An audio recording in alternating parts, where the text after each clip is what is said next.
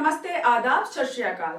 आप सभी का शचीज एकेडमी में एक बार फिर से बहुत बहुत स्वागत है। सबसे पहले आपका ढेर सारा धन्यवाद इस चैनल को इतना प्यार और सपोर्ट देने के लिए। आपके कमेंट्स बहुत ही एनकरेजिंग हैं। आपने बहुत सारे कमेंट्स और बहुत सारे लाइक्स दिए हैं इस चैनल को और बहुत सारे सब्सक्राइबर्स हमारे बढ़ गए हैं। तो आगे भी ऐसे ही एनकरेजमेंट भरे कमेंट्स भेजते रहिए, लाइक्स देते रहिए इस चैनल को, ताकि हम आपके लिए वीडियोस बनाते रहें। Thank you so much once again and with lots of love and good wishes we are starting today's topic, that is elasticity of demand.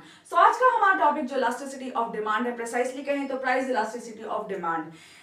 जब भी आप ये बात ध्यान रखिएगा कि जब भी इलास्टिसिटी ऑफ डिमांड कहा जाता है उसका मतलब प्राइस इलास्टिसिटी ऑफ डिमांड ही होता है। अच्छा, कहा जाता है कि प्राइस इलास्टिसिटी ऑफ डिमांड काफी डिफिकल्ट टॉपिक है, लेकिन मेरी नजर में ये इकोनॉमिक्स का सबसे सिंपल टॉपिक है। क्यों? क्योंकि हम इसे डे टू डे लाइफ में यूज करते हैं। कैसे? एग्जाम्पल ले लीजिए आप। जब सेल लगती है तो क्या होता है? सेल में हर चीज के जो दाम है वो घट जाते हैं और हम ज्यादा चीजें खरीदते हैं। इसका क्या मतलब है कि प्राइस और डिमांड का उल्टा रिलेशनशिप है, यानी कि एक इस डायरेक्शन में मूव करेगी तो एक उस डायरेक्शन में, एक घटेगा तो एक बढ़ेगा। यानी कि अगर प्राइस बढ़ता है तो डिमांड क्या होती है? घटती है, और प्राइस घटता है तो डिमांड क्या होती है? बढ़ती है। तो दोनों उल्टे डायरेक्शन में मूव कर रहे हैं। इसी की स्टडी अलग तरीके से करते हैं हम प्राइस इलास्टिसिटी में। कैसे? देखिए, प्राइस इलास्टिसिटी में तो हमें सिर्फ ये पता चलता है कि डायरेक्शन क्या है, यानी कि डिमांड उल्टे डायरेक्शन में मूव कर रही है, लेकिन कितना मूव कर रही है ये हमें पता चलता है प्राइस इलास्टिसिटी ऑफ डिमांड में, यानी कि डिग्री ऑफ रेस्पॉन्सिवनेस क्या है, यानी कितना घटेगी। देखिए, अगर प्राइस घटता है तो डिमांड कितना बढ़ेगी, कितनी डिग्री की बढ़ेगी, रेस्पॉन्सिवनेस क्या होगी, यही हम डिस्कस करते हैं प्राइस इलास्टिसिटी ऑफ डिमांड में। तो देख लेते हैं हम प्राइस इलास्टिसिटी ऑफ डिमांड है क्या। देखिए, it is a measurement of price elasticity is a measurement of percentage change in quantity demanded, यानी percentage change, यानी हम कभी भी एब्सोल्यूट चेंजेस डिस्कस नहीं करेंगे। क्यों नहीं करेंगे? भाई, किसी चीज को हम रुपए में नाप रहे हैं, किसी को डॉलर में, किसी को यन में, किसी को रूबल में, किसी को दिनार में, तो हम डिसाइड नहीं कर पाएंगे तो उसका क्या करें। तो इसलिए हम सिर्फ परसेंटेज चेंजेस लेते हैं, हम एब्सोल्यूट चेंजेस नहीं लेते, क्योंकि एब्सोल्यूट चेंजेस को डिफरेंशिएट करना या कंपेयर करना बहुत मुश्किल हो जाएगा। ठीक है, परसेंटेज चेंज ले लिया हमने किसी भी क्वांटिटी का, देन उसके बाद किसकी वजह से होता है परसेंटेज चेंज? भाई, लॉ ऑफ डिमांड है तो प्राइस की वजह से ही होगा।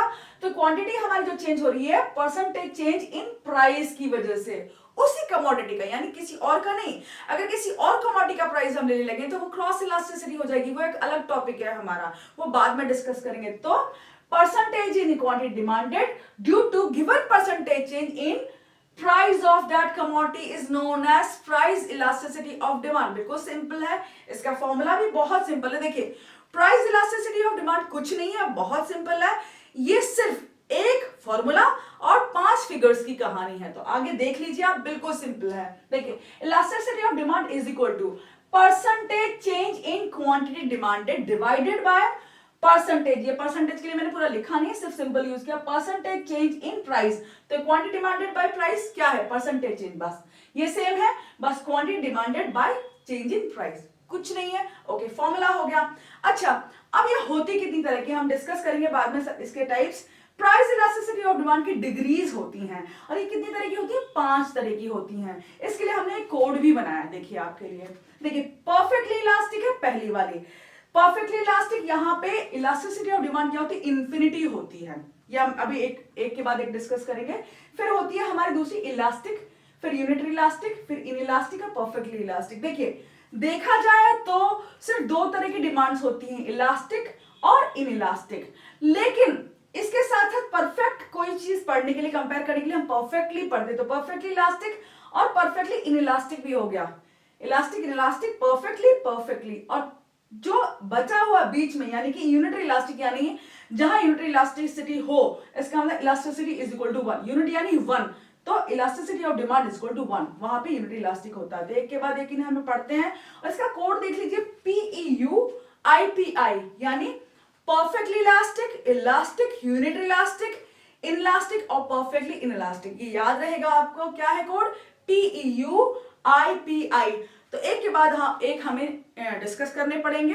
ओके, सबसे पहले हम देखते हैं परफेक्टली इलास्टिक डिमांड क्या होती है।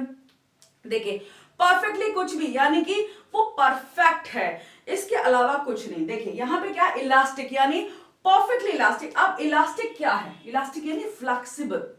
कोई चीज जब फ्लेक्सिबल हो उसे इलास्टिक कहा जाता है, जो परफेक्टली इलास्टिक हो, यानी कि ये रबर अगर खिंचती जाए तो उसे क्या कहेंगे, परफेक्टली इलास्टिक। क्या ये पॉसिबल? नहीं। तो परफेक्टली इलास्टिक भी ऐसी ही कंडीशन होती है जो दुनिया में पॉसिबल तो नहीं है, लेकिन हम उसे इकोनॉमिक्स में पढ़ते जरूर हैं। तो परफेक्टली इलास्टिक यानी कि जो चीज परफेक्टली फ्लेक्सिबल हो। अच्छा, डे टू डे लाइफ में ऐसे कौन से एग्जांपल्स हैं जो थोड़े बहुत परफेक्ट इलास्टिक से मिलते हैं? जैसे कि किसी एक प्राइस पर हम उसे अनलिमिटेड क्वांटिटी खरीदते हैं, कुछ भी। ऐसी डिमांड कौन सी हो सकती है जिनके लिए हमारी नेसेसिटी ना हो, यानी कि वो लाइफ के लिए जरूरी ना हो, हम जब चाहें उनकी डिमांड खत्म कर सकें, ऐसी डिमांड्स को हम परफेक्टली इलास्टिक कह सकते हैं। हालांकि ये दुनिया में होती नहीं है। तो अब देखा जाए परफेक्टली इलास्टिक क्या है। Perfectly elastic demand, when demand is infinite at a given price, it is known as perfectly elastic. और इसका दूसरा पहलू भी है, अगर प्राइस थोड़ा सा भी बढ़ जाता है तो डिमांड जीरो हो जाती है। कौन सी ऐसी डिमांड है जो जीरो हो जाएगी थोड़ा सा प्राइस बढ़ने पे? देखिए, एसेसरीज होती हैं हमारी, डायमंड्स हो गए, हमारी स्पोर्ट्स कार हो गई, बहुत महंगी वाली चीजें हो गई, या कुछ ऐसी चीजें जिनकी हमें नेसेसिटी ना हो, यानी कि उनके सब्स्टिट्यूट ज्यादा हो, या फिर नेसेसरी लाइफ के लिए जरूरी नहीं है, जैसे कि नमक, दाल, चावल, चीनी, कुछ ऐसी चीज नहीं है, या कोई मेडिसिन नहीं है। इसका मतलब परफेक्टली इलास्टिक है, हम जब चाहें उसे खत्म कर सकते हैं, उसके बिना हम जिंदा परफेक्टली रह सकते हैं। तो उस डिमांड को क्या कहेंगे, परफेक्टली इलास्टिक, यानी परफेक्टली फ्लेक्सिबल है। हम जब चाहे जितना बढ़ा लें उसे डिमांड को, जितना चाहे खरीदें, और जितना चाहे बिल्कुल ना भी खरीदें तो भी हम जिंदा रहेंगे। तो क्या है परफेक्टली इलास्टिक? इसका डायग्राम कैसा, बहुत सिंपल डायग्राम है इसका। देखिए, ये देखिए, यहाँ पर y एक्सिस, ये x एक्सिस हॉरिजॉन्टल एक्सिस है, यहाँ पे प्राइस पी है। इस प्राइस पर कितनी भी डिमांड बढ़ सकती है, देखिए ये क्वांटिटी कितनी भी जा सकती है, इनफाइनाइट है यहाँ पे हमारी डिमांड। तो जो आपकी परफेक्टली इलास्टिक डिमांड का जो कर्व होता है वो हॉरिजॉन्टल होता है, ऐसे पैरेलल होता है हॉरिजॉन्टल एक्सिस का। ये देखिए हॉरिजॉन्टल है, वर्टिकल ऐसे होता है, हॉरिजॉन्टल ऐसे, हॉरिजॉन्टल कर्व है। तो परफेक्ट इलास्टिक डिमांड यानी infinite demand at any particular price is known as perfectly elastic demand, right. अब देखते हैं इलास्टिक डिमांड क्या होती है। देखिए, इलास्टिक डिमांड कुछ नहीं है, when percentage change in quantity demanded is more than percentage change in price, यानी क्वांटिटी डिमांडेड का परसेंटेज चेंज ज्यादा है परसेंटेज चेंज प्राइस से। तो देखिए फॉर्मूले में भी यही है हमारा, ये देखिए हम देख लेते हैं, यहाँ पे हमारा फिगर है। देखिए यहाँ पे क्या है, प्राइस हमारा शुरू में इतना है, P1 है। P1 प्राइस पर हम Q1 क्वांटिटी खरीद रहे थे, कम थी क्वांटिटी हमारी काफी। अब अचानक से क्या होता है, प्राइस घट जाता है, ठीक है। तो 10% घटा है प्राइस। देखिए चेंज कितना है प्राइस में, 10% चेंज है। मैंने पहले ही बताया हम एब्सोल्यूट चेंजेस नहीं लेंगे, हम परसेंटेज चेंज लेते हैं इलास्टिसिटी में। 10% घटा है, बस ये डायग्राम आप बना दीजिएगा, बहुत इजी है। 10% घटा, और उसके बाद इसकी 10% की वजह से हमारा डिमांड कितनी बढ़ी, 40% बढ़ गई। और इसको फॉर्मूले में अगर हम इसमें रखें तो percentage change in quantity demanded by percentage change in price कितना, 40% बाय 10%, कितना आंसर आया 4। 10 मतलब 10 and 10 4 is 40, 4 आंसर आ गया। अब यहाँ पे क्या है, इलास्टिसिटी 1 से ज्यादा है, क्योंकि 4 तो ऑब्वियसली 1 से ज्यादा है, तो elasticity of demand is greater than 1, so our demand is elastic. इसको बहुत इजीली डायग्राम को बनाया जा सकता है, आप कुछ नहीं करना है, दो एक्सिस बनाइए ऐसे, y x बनाइए, यहाँ पर प्राइस रखिए, प्राइस पर ये क्वांटिटी रखिए, ये P1 रख लीजिए आप, P1 Q1 हो गया हमारा, बिल्कुल सिंपल, ऐसे ऐसे बना दिया। अब यहाँ पे थोड़ा सा नीचे लीजिए प्राइस, क्योंकि हमें कम ही घटाना है, प्राइस को ज्यादा नहीं घटाना है, 10%, और हमें क्वांटिटी को ज्यादा बढ़ाना है। देखिए ये कितना इजीली बन गया, यहाँ पे 10% लिख दीजिए, 10% इंक्रीज, सॉरी डिक्रीज, और कितना इंक्रीज हुआ, 40% इंक्रीज। आप 30% ले लो, 50% ले लो, कोई फर्क नहीं पड़ता। और ये तो पॉइंट्स हैं आपके, ये यहाँ पे इनको मिला दो ऐसे। देखिए मेरा थोड़ा फ्री हैंड डायग्राम है, तो आप स्केल ले सकते हैं, बहुत इजी है ड्रॉ करना। और ये आपका Q2 आपका हो गया, तो P2 पर Q2, ये जरूर लेबल करना मत भूलिएगा। और यहाँ पे DD आप लिख दीजिए, डिमांड कब हो गया, और यहाँ पे लिख दीजिए elasticity of demand is greater than 1। तो यूनिटरी इलास्टिक डिमांड क्या है, elasticity of demand is equal to 1, और कब होता है, when percentage change in quantity demanded is equal to percentage change in price, यानी जब कोई परसेंटेज चेंज, यानी कि अगर 20% चेंज हुआ प्राइस में, उसकी वजह से 20% चेंज ही होगा क्वांटिटी में, यानी 20% चेंज मतलब बढ़ेगी डिमांड आपकी, क्योंकि प्राइस घटेगा। अगर प्राइस 20% घटता है तो डिमांड 20% बढ़ जाएगी, ऐसा पॉसिबल नहीं है। लेकिन यूनिट इलास्टिक डिमांड तभी होती है। देखते हैं फिगर अपना, देखिए यहाँ पे प्राइस शुरू में क्या है आपका, P1 है, उसके बाद P1 पे हम कितनी क्वांटिटी क्वांटिटी खरीद रहे थे, Q1 खरीद रहे थे, जब हमारा प्राइस P2 हो गया यानी 20% घट गया, तो हमारी डिमांड कितनी बढ़ गई, क्वांटिटी डिमांड कितनी बढ़ी, 20% बढ़ गई, दोनों बराबर है। तो अब सिंपल है हमारा फॉर्मूला, आपको आदत हो गई होगी अब तक। तो elasticity of demand is equal to 20% यानी क्वांटिटी डिमांडेड जो चेंज हुई है हमारी 20% बढ़ी है डिमांड, किसकी वजह से बढ़ी है, 20% जो घटा है हमारा प्राइस उसकी वजह से बढ़ी है। तो 20% by 20% इज इक्वल टू 1। तो elasticity of demand is equal to 1। बहुत सिंपल है इसे बनाना। देखिए आप वही फिर से एक्सेस बनाइए अपने दो, ऐसे बनाओ बहुत सिंपल से, y लिखो, x लिखो, एरो बनाओ, एरो बनाना मत भूलना, 0 लिखो, यहाँ पे क्वांटिटी लिख देना QTY, यहाँ पे प्राइस लिख देना, ठीक है। शुरू में प्राइस ले लो, P1 ले लो यहाँ पर, और इसको ऐसे ड्रॉ कर लो, ऐसे, राइट। तो यहाँ पे Q1 ले लो। अच्छा अब इसका आधा ले लो, यूनिटरी इलास्टिक के लिए आधा ले लो इसका यहाँ पे मेजरमेंट, और इसको यहाँ पे इधर आगे बढ़ा दो, इन दोनों को ज्वाइन कर दो, और यहाँ पे इसको ऐसे बना दो। सॉरी थोड़ा सा आप स्केल यूज कर सकते हैं, बहुत सिंपल से बन जाएगा। dd डैश आपका डिमांड कर्व है, एंड यहाँ पे elasticity of demand is equal to 1 यानी यूनिटरी इलास्टिक। आप लिख भी सकते हैं यूनिटरी इलास्टिक बहुत आराम से जल्दी से, ठीक है। अब देखते हैं इनइलास्टिक क्या है। इनइलास्टिक का मीनिंग तो आप सभी जानते हैं, जो फ्लेक्सिबल ना हो। तो डिमांड कब फ्लेक्सिबल नहीं होती, जब वो आपकी एसेंशियल्स की हो। एसेंशियल क्या होते हैं, यानी कि जो बहुत जरूरी चीजें हैं हमारी जिंदगी के लिए, हमारे जीवन के लिए, दवाइयां हो गई, नमक हो गया, चीनी हो गई, या कोई हैबिट फॉर्मिंग चीजें, चाय कॉफी वगैरह हो गई, पेट्रोल हो गया, हमारे लॉयर की फीस अगर हम किसी केस में फंस जाएं, डॉक्टर के पास जाना है, मेडिसिन है, तो ये सारी चीजें क्या है, बहुत जरूरी होती है हमारी लाइफ के लिए। तो ये क्या होती है, इनइलास्टिक, यानी कि अगर इनका दाम बढ़ भी जाते हैं तो डिमांड ज्यादा नहीं घटती, और अगर इनके दाम घट जाएं तो हम डिमांड बहुत ज्यादा नहीं बढ़ाते। भाई ऐसा है, अगर कोई परिवार एक महीने में 1 किलो नमक खाता है, तो क्या वो दाम घटने पर, यानी नमक का प्राइस बहुत घट गया,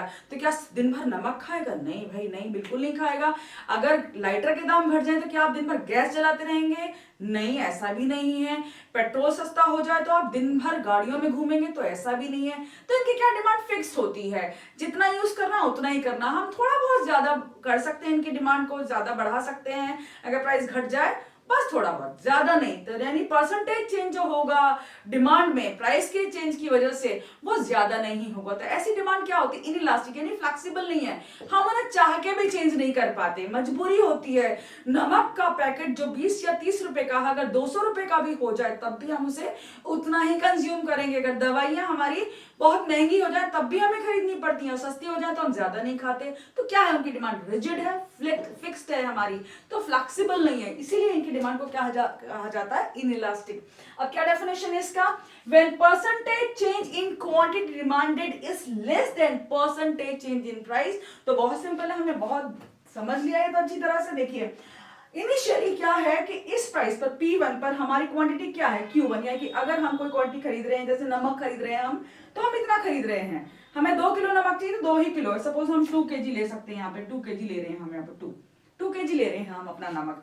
तो अगर उसके प्राइसेस घट जाते हैं, यानी 40% डिक्रीज हो गया है, तब भी हम शायद थोड़ा बहुत अचार डाल लें या स्टॉक में थोड़ा बहुत रख लें, कुछ भी हम थोड़ा बहुत ही ज्यादा स्टॉक में रखने के लिए खरीदेंगे, लेकिन कंज्यूम उतना ही करेंगे। तो हमारा क्या हुआ यहाँ पे, देखिए 40% डिक्रीज है प्राइस में, P1 और P2 में कितना अंतर है, 40% का अंतर है। सपोज हमने बहुत रफ एस्टिमेट लिया है, और इसकी वजह से हमारी डिमांड में कितना अंतर आया है, डिमांड कितनी बड़ी, क्वांटिटी डिमांड परसेंटेज कितना है, 10% इंक्रीज है खाली, बहुत कम इंक्रीज है हमारा। तो क्या हुआ, ये डिमांड क्या है, फिक्स्ड है, रिजिड है, ज्यादा नहीं बढ़ रही है, इसको हम क्या कहेंगे, इनइलास्टिक। तो इसका एग्जांपल देखते हैं, अगर हमारा प्राइस कितना 40% घटा है, उसकी वजह से डिमांड सिर्फ हमारी 10% बढ़ी है, इसका हमारा वैल्यू क्या आई है 0.25, और 0.25 क्या होता है, लेस देन 1, और जो डिमांड हमारी लेस देन 1 हो उसे हम क्या मानते हैं, इनइलास्टिक मानते हैं, इसलिए ये इनइलास्टिक डिमांड है।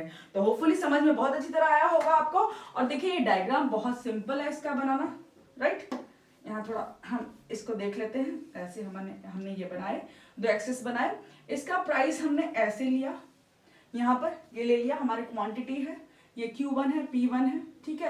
अब प्राइस को हम बहुत ज्यादा घटा देंगे और डिमांड को सिर्फ थोड़ा सा बढ़ाएंगे ऐसे, और इसको हम ऐसे करके यहाँ से स्केल ले सकते हैं आप, ऐसे स्टीप आप स्लोप बनाइए, dd स्टीप हो गया बहुत, 0x बनाइए, ये y बनाइए और इसको P2 लिखिए। तो P2 यहाँ पे 40% लिख दीजिए इसको, और यहाँ पे इसको 10% लिख दीजिए। अब आती है लास्ट डिमांड हमारी, वो है परफेक्टली इनइलास्टिक डिमांड, जहां पे इलास्टिसिटी ऑफ डिमांड 0 होती है। ये कौन सी कंडीशन होती है भाई? ये कंडीशन रियल लाइफ में नहीं होती है, आप सिर्फ बुक्स में इसे जान सकते हैं। देखिए, एक इंडिविजुअल के लिए कोई डिमांड परफेक्टली इनइलास्टिक हो सकती है, लेकिन पूरे मार्केट के लिए ऐसा हो ये पॉसिबल नहीं है। देखिए, हम इसका डेफिनेशन देखते हैं। When change in price causes no change in quantity demanded, यानी प्राइस के घटने का या बढ़ने का उस डिमांड पर कोई असर ही नहीं होता। ऐसा किसी एक बंदे के लिए पॉसिबल हो सकता है, जैसे किसी को कॉफी बहुत ज्यादा पसंद है, या कोई हैबिट फॉर्मिंग चीज है, जैसे कोलगेट बहुत ज्यादा पसंद, उसके दाम सपोज 1000 रुपए का टूथपेस्ट हो जाए तब भी वो चेंज नहीं करेगा। या फिर कोई चीज का कोई सब्स्टिट्यूट ही नहीं है, लेकिन उसके लिए भी इंडिविजुअली ही कहा जा सकता है, मार्केट के लिए नहीं, क्योंकि लोगों के पास चीज को खरीदने के लिए पैसे भी होने चाहिए। तो अनलिमिटेड पैसा तो है नहीं भाई, सबकी हैसियत नहीं बनेगी कि उस चीज को खरीद पाएंगे बहुत ज्यादा महंगी होने पर। इसीलिए हम पूरे मार्केट के लिए इसे सच नहीं मान सकते। अगर एक बंदे के लिए देखा जाए तो हो सकता है सच हो, किसी की डिमांड परफेक्टली इनइलास्टिक हो सकती है। कोई बहुत ज्यादा हैबिट फॉर्मिंग चीज हो किसी की, या बहुत ज्यादा पैसा हो, तो उसके लिए पॉसिबल है, नहीं तो पूरे मार्केट के लिए ये कंडीशन रियलिस्टिक नहीं है और ये भी रियल नहीं मानी जाती है। तो देखते हैं इसका डायग्राम क्या है हमारा। देखिए यहाँ पे प्राइस क्या है, प्राइस घटता जा रहा, P1 से P2 हुआ, P2 से आपका P3 हो गया, लेकिन घटने के बावजूद भी क्वांटिटी डिमांडेड आपकी उतनी है। और दूसरी तरफ देखा जाए, अगर प्राइस बढ़ना शुरू हो जाए, ऊपर जाना शुरू हो जाए, तब भी क्वांटिटी उतनी है, यानी कि कोई भी चेंज नहीं हुआ हमारी क्वांटिटी में। इसी को आप परफेक्टली इनइलास्टिक डिमांड कहते हैं। और यहाँ पे देखिए आप, elasticity of demand is equal to 0। इसका फॉर्मूला देखना चाहें देख सकते हैं आप। Percentage change in quantity price आपका 60%, लेकिन 0 चेंज है, परसेंट तो हम लिखेंगे नहीं उसे, तो 0 divided by any number is 0 only. तो यहाँ पे elasticity of demand is equal to 0। इसे बनाना बहुत ही ज्यादा आसान है, हम देख सकते हैं। इसको आप बस दो एक्सिस बनाइए, y एक्सिस, x एक्सिस 0, और यहाँ पे क्वांटिटी, हियर प्राइस लिखिए आप। यहाँ पर ऐसे एक वर्टिकल आप लाइन ड्रॉ कर लिए, डिमांड कर्व हमारा वर्टिकल है, टू x एक्सिस है, बस यहाँ पे प्राइस, ये 2-3 प्राइस बना दीजिए आप, कुछ नहीं करना आपको। P1, P2, P3 नीचे की तरफ बना दो, ऊपर की तरफ कोई फर्क नहीं पड़ने वाला है, घटता हुआ बनाओ बढ़ता हुआ बनाओ, ये डिमांड कर्व है। और यहाँ पे बहुत ज्यादा चेंज आया है, लेकिन क्वांटिटी आपकी उतनी की उतनी ही है। तो ये आपका परफेक्टली इलास्टिक कर्व आपका वर्टिकल टू x एक्सिस होता है, जबकि परफेक्टली इलास्टिक कर्व आपका हॉरिजॉन्टल टू x एक्सिस होता है। ठीक है, इलास्टिक कर्व आपका जेंटल स्लोप वाला होता है, और इनइलास्टिक कर्व आपका स्टीप स्लोप वाला होता है। यूनिट इलास्टिक आपका एक नॉर्मल स्लोप, एक डायगोनल शेप में इस तरह आ जाता है। जिस तरह नोट्स की डिमांड आपने की है, हमने पहले भी बताया, हमने shachizacademy.in पर जो लिंक दिया हुआ है, यहाँ पर हमने उस पर नोट्स भेज दिए हैं, पोस्ट कर दिए हैं, आप उन्हें देख सकते हैं, पढ़ सकते हैं। कोई प्रॉब्लम हो तो आप हमें कमेंट सेक्शन में भेज सकते हैं, we will be more than happy to answer them. Thank you so much.